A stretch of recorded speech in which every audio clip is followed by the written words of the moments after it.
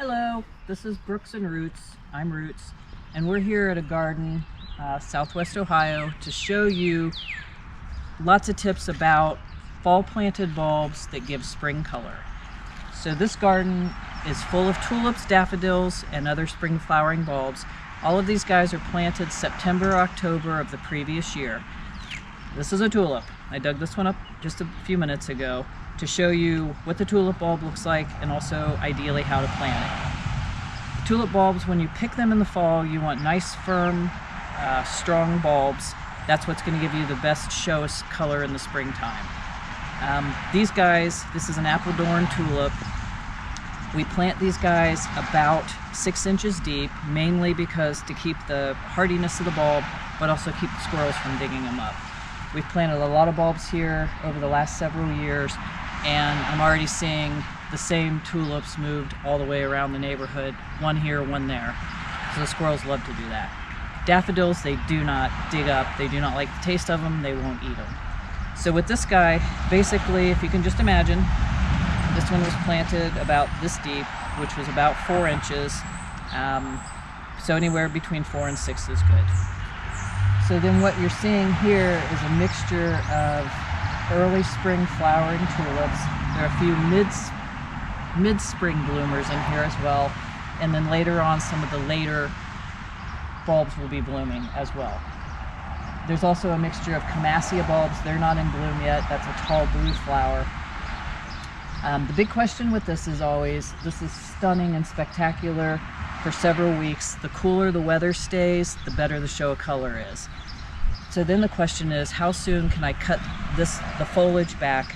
Because just like with tulips and daffodils, the foliage kind of comes unsightly by the time we're ready to plant all of our spring annuals. And we'll be back here in the spring to put in a lot more annuals for another layer of color. So with this, you want to try to leave the greens as long as you possibly can stand it. Ideally until they turn brown or yellow and totally wither. If you don't have that patience, which we don't have that patience here because we like to get into the next round of color, which is about a month out from now. So we will come in about mid-May, cut all of these to the ground. We'll feed with a bulb tone fertilizer just to help and strengthen the bulb and get them in better shape. So then that also then opens up our palette to have pockets to be able to put our annuals in for the springtime. Then the next care tip for the bulbs is in the fall, we'll come back in and overplant all of these beds at kind of the same mixture of colors, add a few more. And again, we'll add bulb tone then just to help strengthen the bulbs. So the ones that are pre-planted will come up and be a stronger blue. This garden has a multitude of plants in it again. This is a dwarf spring flowering crabapple, so it's just coming into full bloom, and it'll have nice red crab apples for the rest of the season after the blooms drop. These are Allium giganticum, which is the huge leaf, and these are the bulbs that are going to have the large purple flower May and June.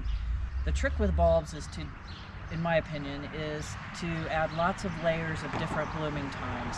So you want the really early ones, early, mid, and late season tulips, so you have color that whole time. Early, mid, and late season daffodils, if you can squeeze those in. And then the alliums and the camassia I'll show you over there will give another layer in about a month or so. And by the time all these guys are in, the reblooming daylilies will come into play. They'll come up and bloom, so that'll be yet another layer of color before we go on to annuals. And then we'll go take a look at the redbud over here. Okay, just a second. I'm sorry, Beth. I got distracted here looking at these beautiful tulips. I'll be back with you in a moment here, and we'll continue.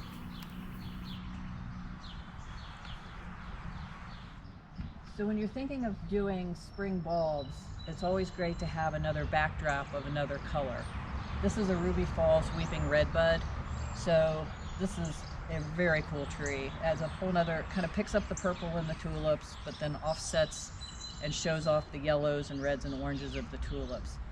So this guy, when it's done blooming, will change color again, and it'll have nice big heart-shaped leaves that are a burgundy red. So that becomes the focal point for later on in the summer. from a design perspective, some of the things I like to look at is balance of color. So you'll see the Ruby Falls redbud over here. So then what we've done is we picked up and gone to a crab, flowering crab, to give something a little bit different, and then picked up again and repeated the Ruby Falls redbud over on the other side.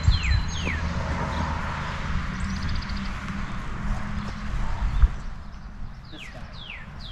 So that way we have the same two colors blooming at the same time, opposite parts of the yard. Not totally symmetrical or balanced, but just to kind of pull your eye there and pull your eye here. And then again, we're picking up and repeating the same color pattern, the oranges, reds, apricots, purples, for each of the pathways, just to pull your eye through and pull the color. The pathway, what we've done with that is repeated the same purple color scheme of tulips, purples and pinks, and then also with the reds, oranges, and apricots that we have on the rest of the yard. That way it pulls your eye, kind of makes you want to walk through the path and see what's on the other side and what colors are blooming over there. May I do that? Yes. Walk through the path? Walk the path.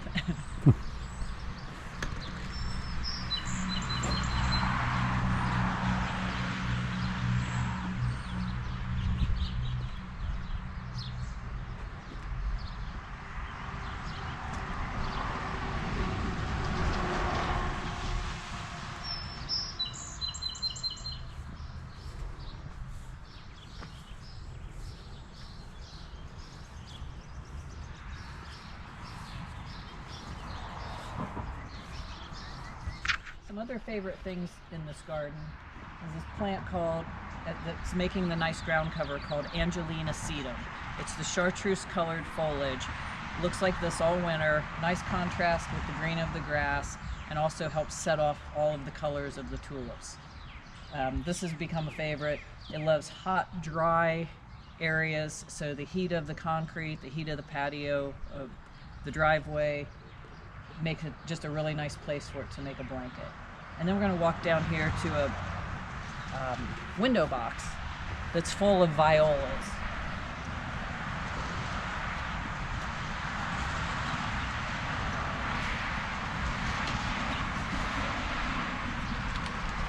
Let me sneak back in here. So these are violas, or a miniature pansy. The neat thing about these is these were planted years ago. They come up early in the spring, late in the winter, start blooming like crazy, eventually die back. Then he comes in and he plants all of his annuals, but the seed for these are still in the soil, so every year they just come back on their own after he pulls the annuals out. So this is basically a perennial window box at this point. And then eventually it'll have babies, and then there'll be all kinds of babies down below. So violas are a great plant if you want something that reseeds and comes back up. And take a tour of the backyard. We've just started putting bulbs back here. This is shady. These big silver maples, aka swamp maples is what he calls them, totally shade this garden as the summer goes on. So we'll take a walk and I'll just show you a few things that are in bloom, since they're in bloom and fabulous. Make it see something that's really neat.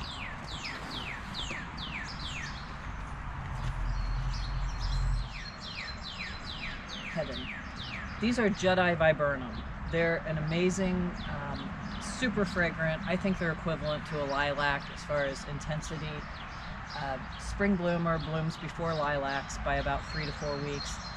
Makes a nice big shrub for privacy. This screens the backyard of the next neighbor. But these guys it's just like honey. It's so wonderful. And then we'll go on, just kind of show you through the rest of the yard.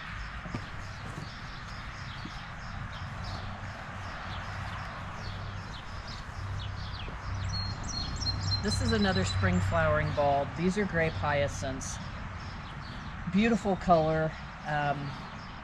Comes up, this is the only thing this does drive some people crazy, because you'll see in a yard in the fall this green grassy foliage. The foliage comes up in the fall and then dies back, and then the spring we get all of the bloom with it. So it can kind of be a messier type bulb, but for the color you can't beat it. And then I just want to show you St. Francis because he's really happy where he sits.